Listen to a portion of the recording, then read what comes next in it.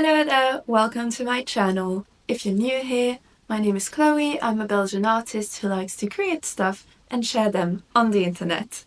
In this video, I am painting a silly cat on a shirt for a good friend of mine. It's an idea I've had for a while, and it's part of a trade between us, and the idea initially came from that silly cat painting I did months ago. You can watch the video here after you've watched this one, obviously.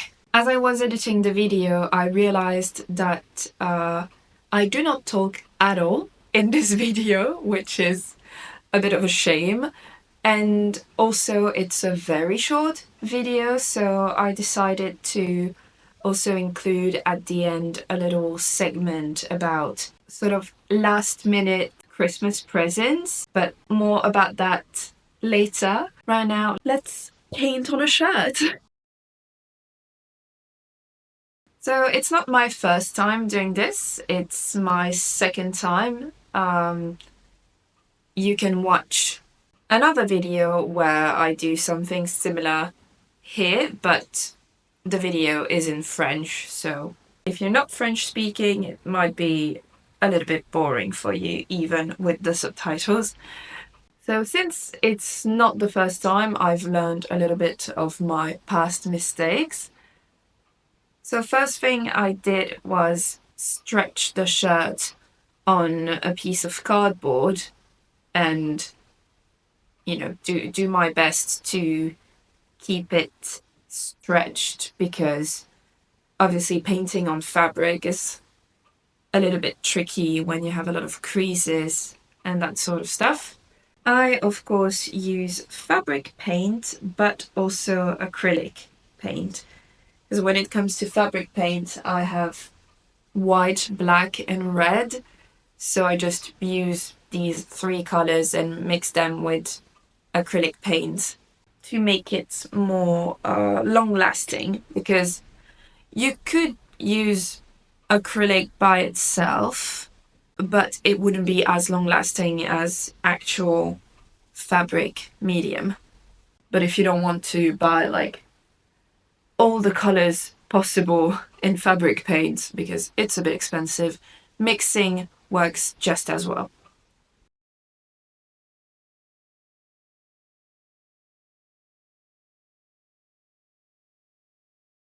As I said in the intro, I do not speak at all during this whole video.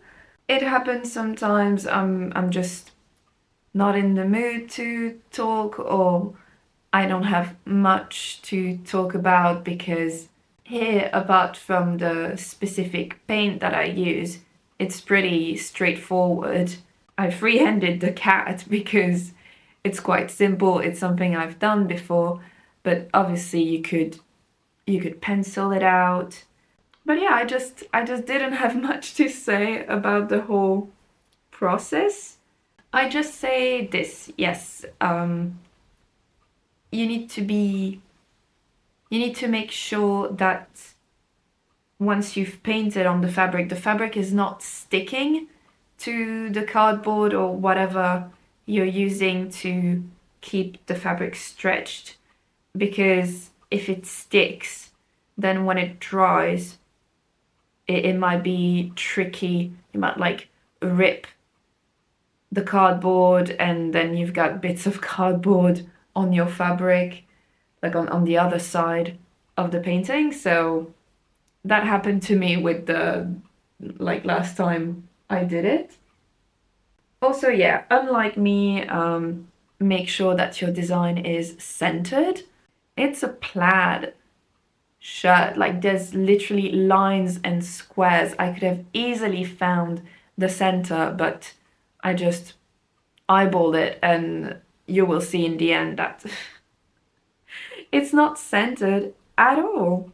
Yeah, what I meant to say is, let me know in the comments if you prefer videos where I don't talk much to the camera, but there's a voiceover, or the other way around.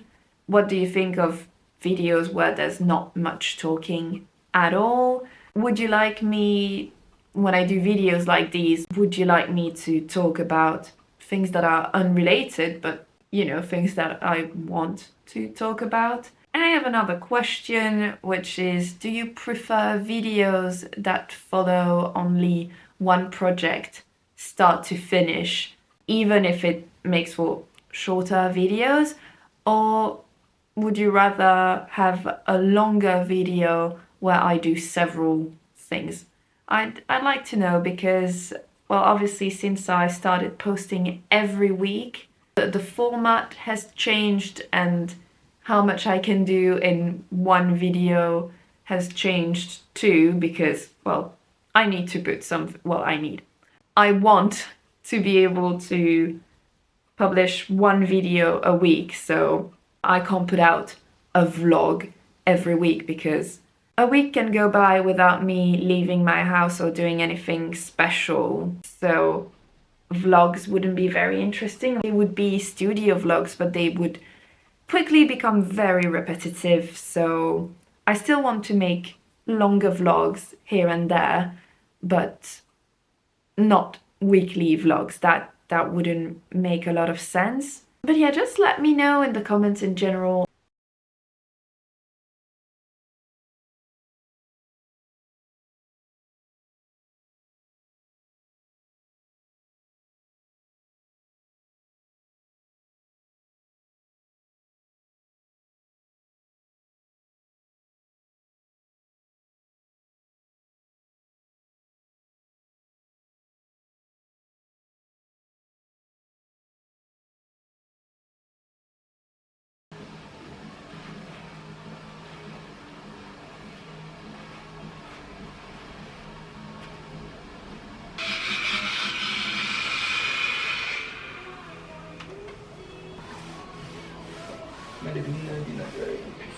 Can I switch on the top of the head? Merci. I love you. I love you too. Ah. Ah. Ah.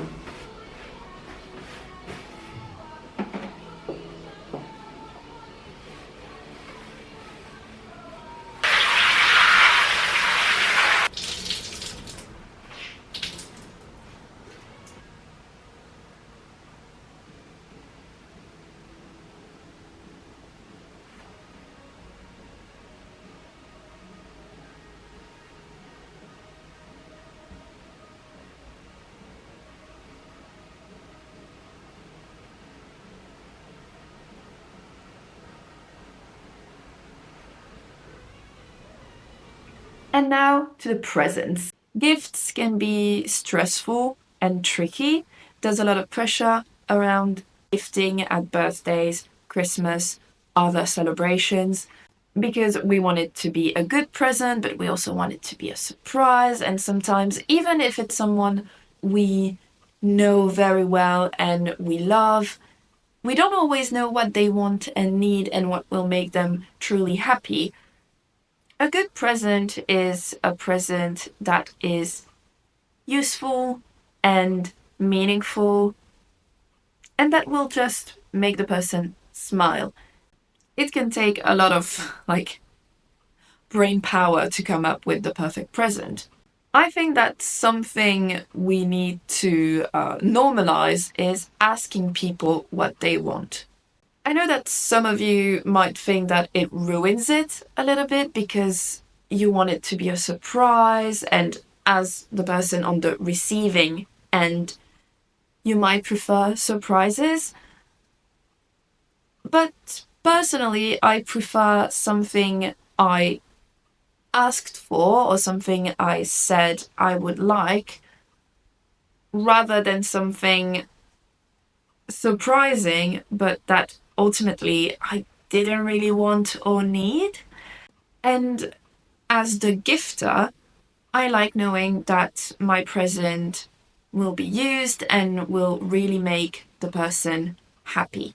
You can also compromise and have both. You can be like, okay, I'm gonna get this person this one thing they said they want and it will not be a surprise, but I can also get them this one thing that they didn't say they wanted, but it made me think of them, and I really think they would enjoy this. That's, to me, that's a good combination. Second point, it would be nice if people stopped thinking that gift cards are a lazy cop out. It is not. It's not the same as just, you know, handing cash to a loved one and be like, oh, I didn't know what you wanted, so go get yourself something. No, it's not the same, because a gift card can come from a place that the person really loves. For example, bookworms, you'd think that it's so easy to get them something because, oh, they love books. Yeah, but what kind of books do they like? What books do they have?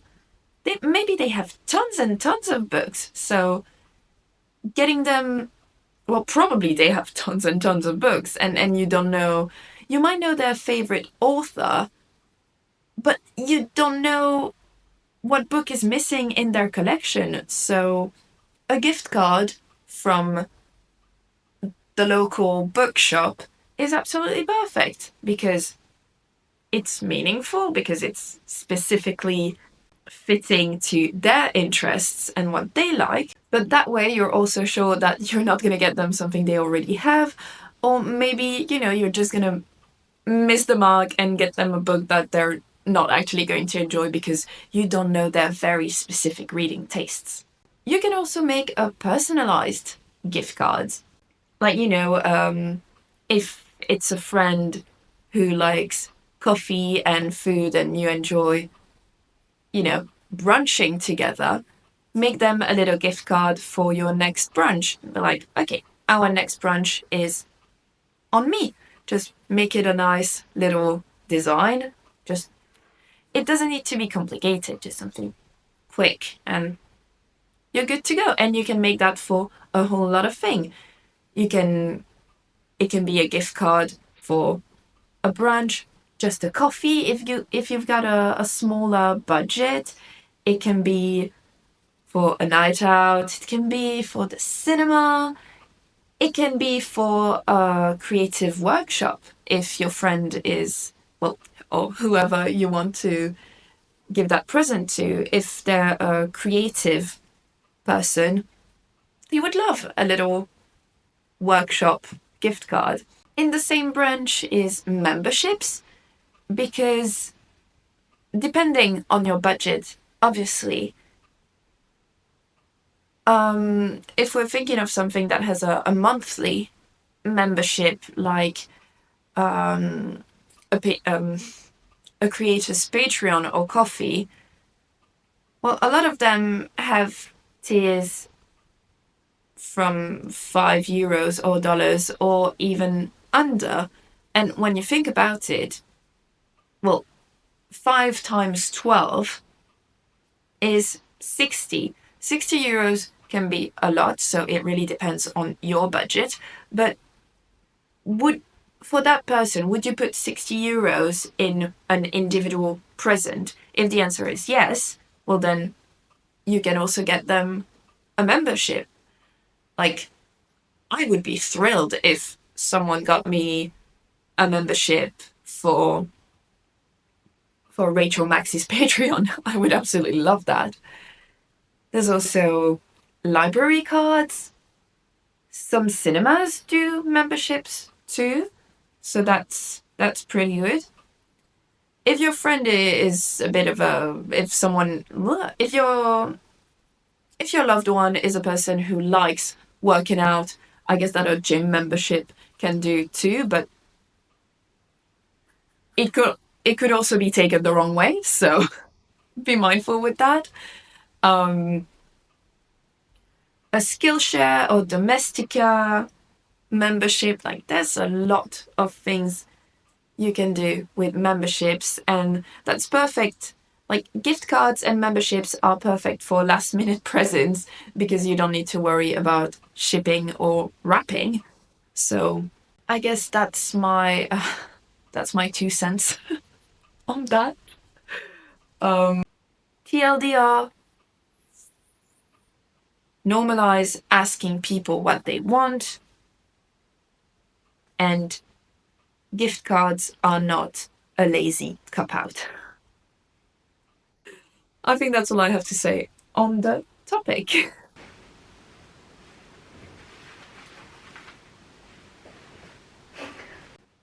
So, well, that's the shirt finally done.